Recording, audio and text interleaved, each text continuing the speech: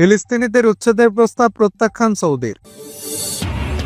ইসরায়েলের ৩৬টি হামলায় শুধু নারী ও শিশু নিহত, বিশ্লেষণ জাতিসংঘের। ইরান কখনোই পারমাণবিক অর্জনের বিষয়ে কারো সঙ্গে আপোষ করবে না, বললেন প্রেসিডেন্ট মাসুদ পেজিশকিয়ান। আফগানিস্তানে ৩ খুনির প্রকাশ্যে মৃত্যুদণ্ড কার্যকর করল তালেবান। ইউক্রেনকে ২১ বিলিয়ন ইউরো সামরিক সহায়তা দেওয়ার প্রতিশ্রুতি ইউরোপীয় মিত্রদের। ওয়াকফ বিল, কলকাতায় বিক্ষোভ চলছে, মোদির কুশপুতুল দাহ। এবং বিদ্যুৎ বিল দেন না কঙ্গনা, অভিযোগ হিমাচলের মন্ত্রী। দর্শক, এতক্ষণ শুনছিলেন শিরোনাম, এবার বিস্তারিত খবর পড়ছি আমি ফজলে রাব্বি। ফিলিস্তিনিদের উচ্ছেদের প্রস্তাব প্রত্যাখ্যান সৌদির। সৌদি আরবের পররাষ্ট্রমন্ত্রী প্রিন্স ফয়সাল বিন ফারহান জানিয়েছেন, ফিলিস্তিনিদের নিচু ভূমি থেকে উচ্ছেদের যে কোনো প্রস্তাবকে প্রত্যাখ্যান করেন তারা। শুক্রবার ১১ এপ্রিল তুরস্কের আন্তালিয়াতে গাজা যুদ্ধ বন্ধে বিভিন্ন দেশের মন্ত্রী পর্যায়ের বৈঠকে নিজেদের অবস্থান ব্যক্ত করেন সৌদির মন্ত্রী। তিনি জানান, ফিলিস্তিনের গাজার মানুষকে বেঁচে থাকা ন্যূনতম প্রয়োজনীয় জিনিসপত্র থেকেও বঞ্চিত করা হচ্ছে। প্রায় ১.৫ মাস আগে গাজায় পূর্ণ অবরোধ আরোপ করে দখলদার ইসরায়েল। ওই সময় ফিলিস্তিনি সশস্ত্র গোষ্ঠী হামাস ও ইসরায়েলের মধ্যে জিম্মি বিনিময় শেষ হয়ে যায় এবং যুদ্ধবিরতি চুক্তিটিও নড়বড়ে হয়ে পড়ে। সৌদির পররাষ্ট্রমন্ত্রী বলেছেন, যুদ্ধবিরতি চুক্তির সঙ্গে গাজায় নিত্য প্রয়োজনীয় পণ্য প্রবেশকে কোনোভাবেই মেলানো যাবে না। গাজায় যেন কোনো বাধা ছাড়া খাদ্য অন্যান্য পণ্য প্রবেশ করে, সেটি নিশ্চিত করতে আন্তর্জাতিক সম্প্রদায়কে এগিয়ে আসার আহ্বান জানিয়েছেন তিনি। দখলদার ইসরায়েলের প্রধানমন্ত্রী বেঞ্জামিন নেতানিয়াহু যুক্তরাষ্ট্রের প্রেসিডেন্ট ডোনাল্ড ট্রাম্প একাধিকবার বলেছেন, গাজাবাসীকে তাদের নিজ ভূমি থেকে সরিয়ে অন্য দেশে নিয়ে যাবেন এবং গাজাকে একটি আধুনিক শহরে পরিণত করবেন। তাদের এই প্রস্তাবকে প্রত্যাখ্যান করেছে সৌদি। দখলদার ইসরায়েলের সঙ্গে হামাসের যুদ্ধবিরতি করতে মধ্যস্থতা করছে কাতার, মিশর ও যুক্তরাষ্ট্র। প্রিন্স ফয়সাল বিন ফারহান জানিয়েছেন, এ নিয়ে দেশগুলোর উপর তাদের আস্থা আছে এবং তারা এতে সমর্থন জানান। সম্মেলনে অংশ নেওয়া দেশগুলোর মন্ত্রীরা একটি যৌথ বিবৃতি দেন। সেখানেও সবাই উল্লেখ করেন, গাজা, পূর্ব জেরুজালেম এবং পশ্চিম তীর থেকে কোনো ফিলিস্তিনিকে জোরপূর্বক উচ্ছেদ করাকে প্রত্যাখ্যান করেন তারা। এছাড়া বর্তমান প্রেসিডেন্ট মাহমুদ আব্বাসের নেতৃত্বাধীন ফিলিস্তিনি অথরিটি বা পিএ এর সাথে ৩টি অঞ্চলকে একীভূত হওয়ার আহ্বানও জানিয়েছেন তারা। পশ্চিম তীরে পিএর শাসন থাকলেও গাজা শাসন করে হামাস। এছাড়া ইসরায়েল দখলদার বাহিনী হিসেবে ফিলিস্তিনের দখলকৃত অঞ্চলে যেসব বসতি স্থাপন ও সম্প্রসারণ করছে সেগুলোরও নিন্দা জানিয়েছেন তারা। ইসরায়েলে ৩৬টি হামলায় শুধু নারী ও শিশু নিহত, বিশ্লেষণ জাতিসংঘের। গাজায় ইসরায়েলে সাম্প্রতিক ৩৬টি বিমান হামলার পর্যালোচনা করে দেখা গেছে, এসব হামলায় শুধু নারী ও শিশু নিহত হয়েছে বলে জানিয়েছে জাতিসংঘ। শুক্রবার সংস্থাটি যুদ্ধের মানুষের প্রাণহানির তীব্র নিন্দা জানিয়েছে। ফরাসি বার্তা সংস্থা এএফপি এ খবর জানিয়েছে। জাতিসংঘের মানবাধিকার কার্যালয় আরও সতর্ক করে বলেছে, ইসরায়েলের সম্প্রসারিত অবরোধাদেশ গাজাবাসীদের ক্রমশ সংকুচিত এলাকায় জোরপূর্বক স্থানান্তরিত করছে। সংস্থার মুখপাত্র রাবিনা শামদাসানি সতর্ক করেছেন, গাজা জুড়ে চলা এই সামরিক হামলাগুলো কোনো নিরাপদ স্থানে রাখেনি। তিনি জেনেভায় সাংবাদিকদের বলেন, ১৮ মার্চ থেকে ৯ এপ্রিল ২০২৫ পর্যন্ত গাজায় আবাসিক ভবন ও বাস্তুচ্যুতদের তাঁবুতে ইসরায়েলের ২২৪টি হামলার ঘটনা ঘটেছে। এর মধ্যে ৩৬টি হামলা সম্পর্কে আমাদের কার্যালয় যাচাই করে তথ্য পেয়েছে, যেখানে পর্যন্ত নিহতদের তালিকায় শুধু নারী ও শিশু রয়েছে। শামদাসানি জানান, গত ৬ এপ্রিল দের এল বালার আবু ইসা পরিবারের একটি আবাসিক ভবনে হামলায় ১ মেয়ে, ৪ নারী ও ৪ বছর বয়সে এক ছেলে নিহত হয়েছেন বলে খবর পাওয়া গেছে। তিনি আরো উল্লেখ করেন, ইসরায়েল অবরোধাদেশে ফিলিস্তিনিদের যেসব এলাকায় যেতে বলা হয়েছে সেখানেও হামলা চলছে।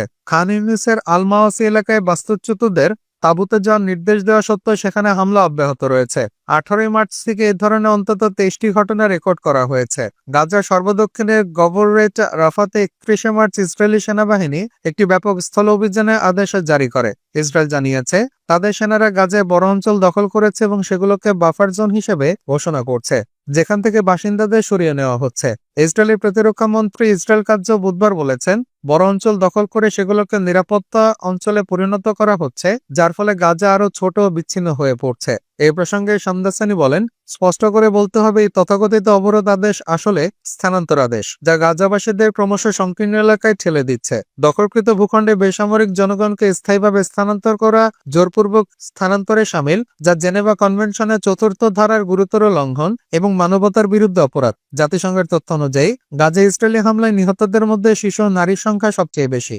শামদাসানি বলেন, আমাদের কার্যালয়ে রেকর্ড করা তথ্য অনুসারে সামগ্রিকভাবে নিহতদের মধ্যে বড় একটি অংশই শিশু ও নারী। ইরান কখনোই পারমাণবিক অর্জনের বিষয়ে কারো সঙ্গে আপোষ করবে না, বললেন প্রেসিডেন্ট মাসুদ পেজিশকিয়ান।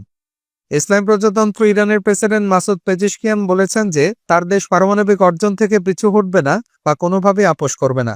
একই সঙ্গে মার্কিন যুক্তরাষ্ট্রের সামরিক হুমকি প্রত্যাখ্যান করেন তিনি। জাতীয় পারমাণবিক প্রযুক্তি দিবসের স্মরণসভা অনুষ্ঠানে এবং এই শিল্পের সর্বশেষ অর্জনের উন্মোচন অনুষ্ঠানে পেজিশকিয়ান এসব মন্তব্য করেন। তিনি জোর দিয়ে বলেন যে মার্কিন যুক্তরাষ্ট্র যত বেশি হুমকি দেবে তত শক্তিশালী ইরানের বিরুদ্ধে রুখে দাঁড়াতে হবে। প্রেসিডেন্ট পেজিশকিয়ান বলেন, আমরা শান্তি ও নিরাপত্তা চাই এবং আমরা সংলাপের জন্য প্রস্তুত আছি, তবে তা হতে হবে মর্যাদা ও পারস্পরিক সম্মানের উপর ভিত্তি করে।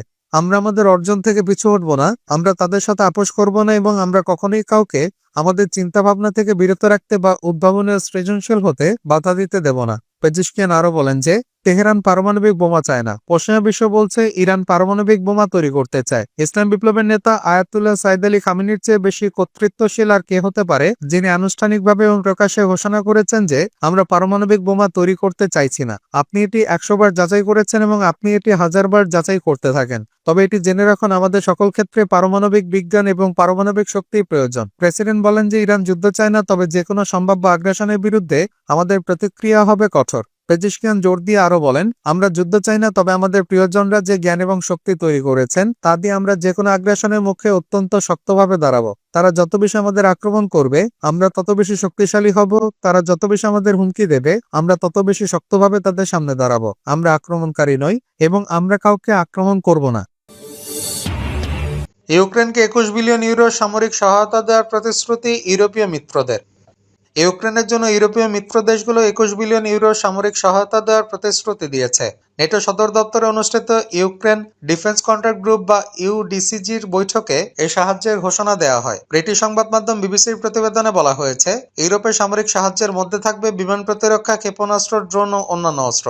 ব্রাসেলসের বৈঠকে ইউডিসিজির 50টি দেশের প্রতিরক্ষা মন্ত্রীরা যোগ দেন। যুক্তরাষ্ট্রের প্রতিরক্ষা মন্ত্রী পিট হেগসেথ ভার্চুয়ালি বৈঠকে যুক্ত ছিলেন। তিনি সাহায্যের জন্য ইউক্রেনের মিত্রদের প্রশংসা করেন। বৈঠকে ইউক্রেনের প্রেসিডেন্ট ভলোদিমির জেলনেস্কিও ভার্চুয়ালি যুক্ত ছিলেন। জার্মানির প্রতিরক্ষা মন্ত্রী বরিস পিস্টোরিয়াসে জানান, বার্লিন আগামী 4 বছরে ইউক্রেনকে 11 বিলিয়ন ইউরো সাহায্য দেবে। ব্রিটিশ প্রতিরক্ষা মন্ত্রী জন হিলি বলেছেন, এই সহায়তা মস্কোকে একটি শক্তিশালী সংকেত দেবে।